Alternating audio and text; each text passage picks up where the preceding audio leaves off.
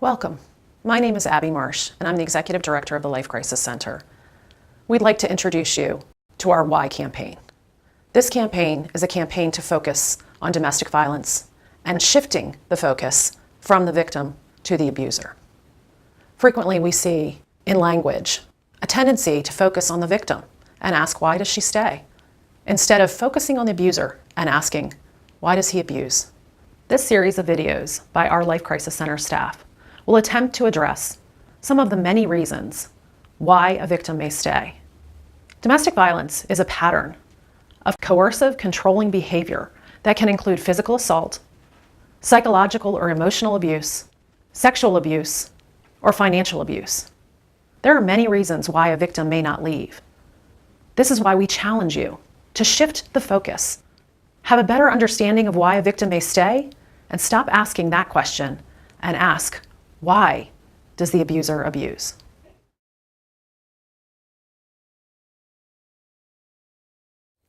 Why do abusers abuse? It's not a question we ask very often. What we usually ask is the victim. Why do you stay? Why don't you just leave? And that puts the responsibility on the victim to not be abused. And yet the abuse is never a victim's fault. When a victim takes it on that it's theirs, we don't do that for other crimes. You know, if I'm assaulted, that's a crime against me. But if I'm assaulted in domestic violence, I feel like it might be my fault, or I'm blamed that it's my fault. It's not my fault. Domestic violence is a crime, and a crime is never a victim's fault. So we should be asking the abuser, why do you abuse? We also have issues with safety. When someone needs to be safe, we don't ask them, why do you have to be safe all the time? And yet we tell victims, well, just do this or just do that to stay safe. That again, that re-victimizes the victim. Whose responsibility is it? When they try to leave, a victim tries to leave. Oh my gosh, the abuse can get worse. And so they instinctively stay. And then we ask them, why do you stay? Well, if they don't stay, they're going to get it worse. They may even have a point where they could possibly be killed. And so they're doing everything they can to stay safe. And yet we still ask them the questions. Also, stalking. You know, if I'm being stalked, I can call the police and maybe they'll take a report, maybe follow up. But if a victim is stalked by their abuser, they're frequently told, well, they're allowed to be on the street or they're allowed to go to that store. That's victimizing the victim. We need to stop that. We need to ask the abuser, why are you doing what you do to abuse the victim? Or a victim might stay for economics. And then they're asked, well, why didn't you put money away? Or why didn't you be a part of the bills or to make those decisions? You were right there. But they're not allowed. Little by little, it's like it's chipped away. They're not allowed to make decisions. And yet we've made it their responsibility. Again, that's victimizing the victim.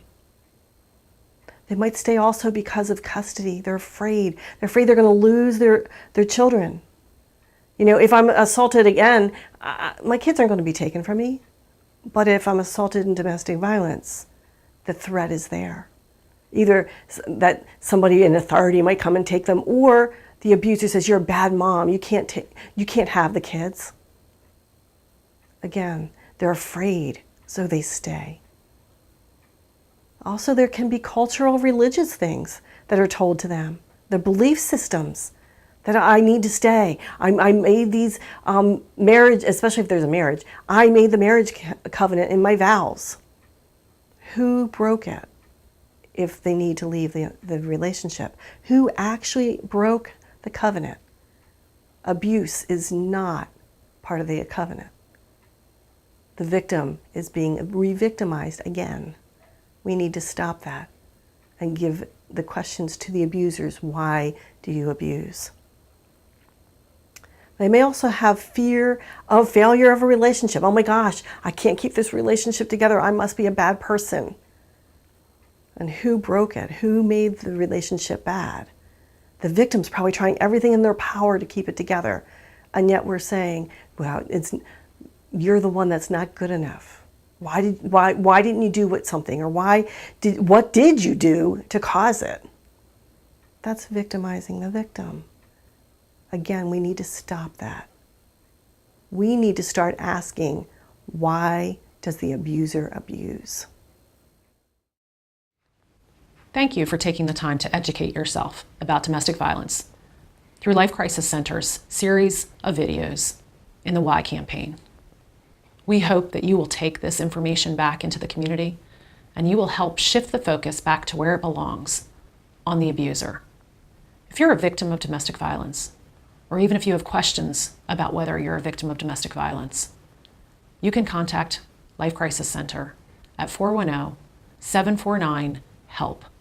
That's 410-749-4357.